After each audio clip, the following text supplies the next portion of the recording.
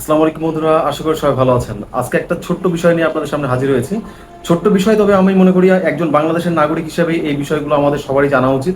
এবং আমি মনে করি যে যেহেতু আমরা পড়ালেখা করি, পড়ালেখার মধ্যে আছি, আমি যেহেতু পড়ালেখার বিষয় নিয়ে কথা বলছি, সেক্ষেত্রে এই বিষয়গুলো আমার মনে হয় যে সবারই জানা উচিত। যেমন আপনারা হয়তো অনেকেই খেয়াল করবেন যে আমরা অনেক সময় ট্রলের শিকার হই। আমাদের স্কুল কলেজের শিক্ষার্থীরা অনেক সময় বাংলাদেশের প্রথম রাষ্ট্রপতির নাম কি, প্রধানমন্ত্রীর নাম কি, কিংবা সেনাপতির নাম কি, এই নামগুলো বলতে পারে না। এবং এই নিয়ে আমরা দেখেছি অনেক ট্রল হয়েছে বিভিন্ন সময়।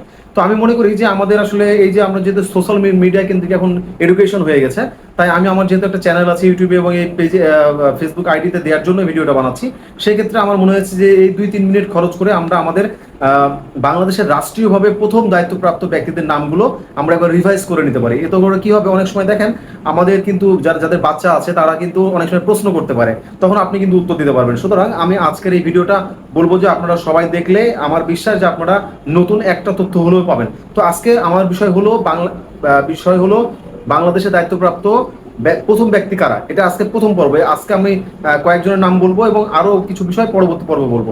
যেমন বাংলাদেশের প্রথম রাষ্ট্রপতির নাম কি, আমরা সবাই জানি এটা, সেটা হলো বঙ্গবন্ধু শেখ মুজিবুর রহমান।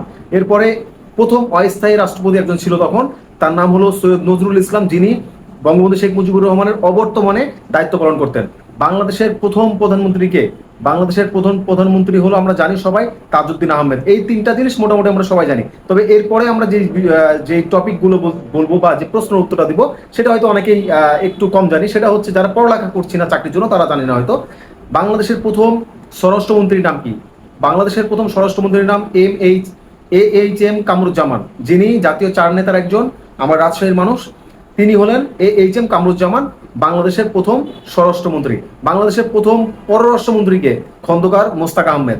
বাংলাদেশের প্রথম অর্থমন্ত্রীকে ক্যাপ্টেন এম মনসুর আহমেদ। তারপরে বাংলাদেশের প্রথম, দুঃখিত কলেজ ছিল, বাংলাদেশের জাতীয় সংসদের প্রথম স্পিকারকে মোহাম্মদুল্লাহ। বাংলাদেশের প্রথম এবং প্রধান বিচারপতির নাম কি? বাংলাদেশের প্রথম বিচারপতির নাম এএসএম সায়েম। তারপরে আমরা যদি বাংলাদেশের প্রথম, যাকে বলা হয় আইনের সর্বোচ্চ কর্মকর্তা, অ্যাটর্নি জেনারেল, তিনি কে? বাংলাদেশের প্রথম অ্যাটর্নি জেনারেল হলেন এম এইচ খন্দকার। তারপর আমরা যদি চলে যাই, বাংলাদেশের প্রথম সেনাবাহিনীর সেনাপ্রধান কে ছিলেন আমরা খুবই জানি, যিনি অবশ্যই একজন প্রসিদ্ধ নাম, সেটা হলো এজিএম ওসমানী সাহেব। তারপরে আমরা বলতে পারি যে বাংলাদেশের প্রথম নির্বাচন অনুষ্ঠিত হয়েছিল কত সালে? 7ই মার্চ 1973 সালে। তারপরে আমরা আরেকটা প্রশ্ন, আজকে লাস্ট প্রশ্ন এটাই, সেটা হচ্ছে বাংলাদেশের প্রথম নির্বাচন কমিশনারের নাম কি? বিচারপতি মোহাম্মদ ইদ্রিস। আমি আজকে এই পর্যন্ত রাখছি, আগামী দিন দ্বিতীয় পর্ব নিয়ে আসবো বাংলাদেশের প্রথম নিয়ে। তো এই আজকে যেই তথ্যগুলো আপনারা জানলেন, নিশ্চিতভাবেই আমার মনে হয় যে অনেকেই দু একটা তথ্য হলেও নতুন পেয়েছেন, যারা চাকরির পড়াশোনা করছেন না তারা ছাড়া। তো আশা করি আপনারা উপকৃত হবেন। তো সবাই সুস্থ থাকেন, ভালো থাকেন। আসসালামু আলাইকুম।